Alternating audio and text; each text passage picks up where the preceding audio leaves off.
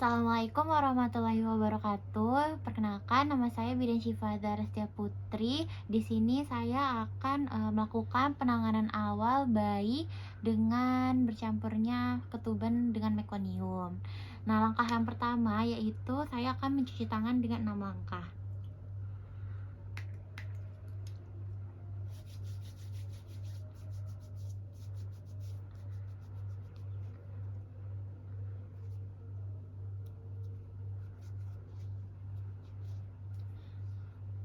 Nah, lalu setelah mencuci tangan 6 langkah, kita menggunakan handscoon atau sarung tangan di tete.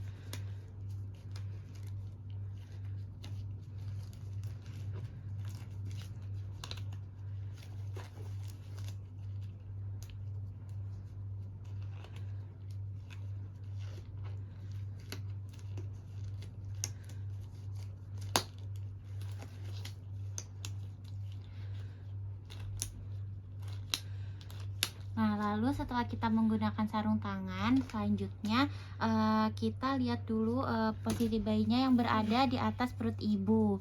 Nah, kita buka mulut bayinya. Nah, lalu kita usap mulut bayinya.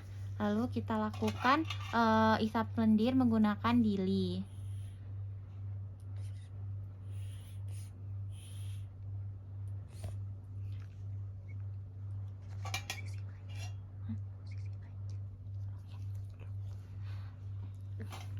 Nah, setelah kita melakukan pengisapan lendir, lalu kita lakukan pemotongan tali pusat.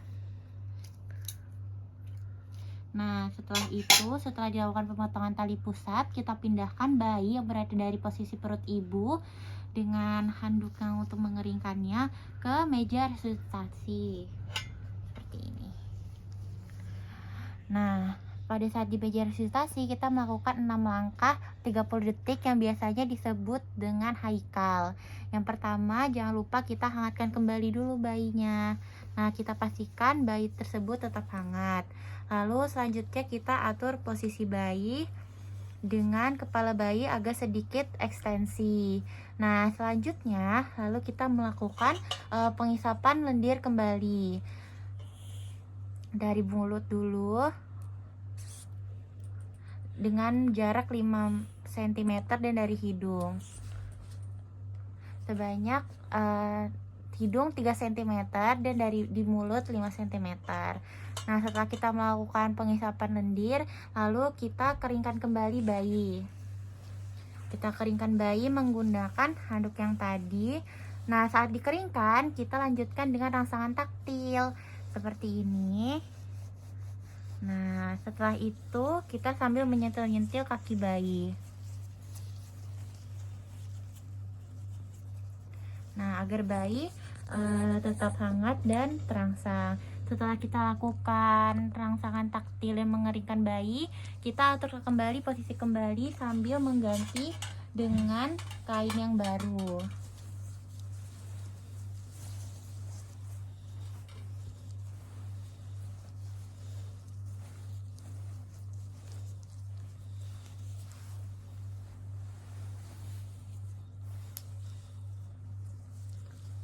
Setelah kita mengganti dengan kain yang baru, kita lakukan evaluasi kepada bayinya.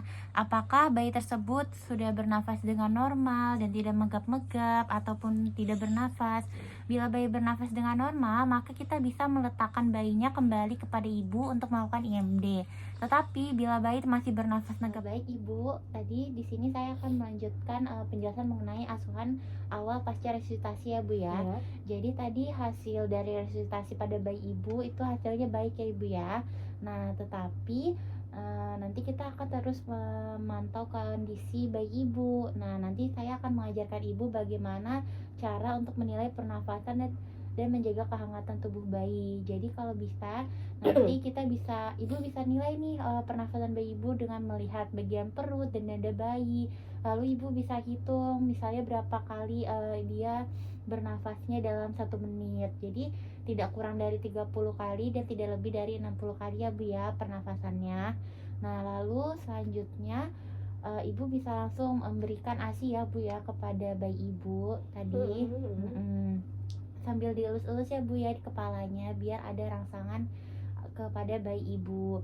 Nah selanjutnya dikarenakan bayi ibu ini berat badannya normal sehingga tidak perlu dilakukan menjaga kehangatan dengan metode kanguru, dikarenakan tadi berat badan ibu di atas normal ya Bu ya, tidak preterm. Nah lalu selanjutnya ibu dan keluarga bisa saya jelaskan mengenai tanda-tanda bahaya bayi baru lahir. Yang pertama tadi yang sudah saya sebutkan, pernafasannya sulit di bawah frekuensi 30 kali atau di atas 60 kali. Lalu suhu bayinya di atas 38 derajat Celcius atau kurang dari 36,5 derajat Celcius. Nah, lalu warna kulit bayi ibu itu dia warnanya biru atau pucat, tidak sepertinya seperti merah seperti sekarang gitu ya Bu ya, kemerahan. Nah lalu hisapannya saat menyusui itu lemah, lalu dia selalu mengantuk berlebihan, rewel, ataupun banyak muntah gitu.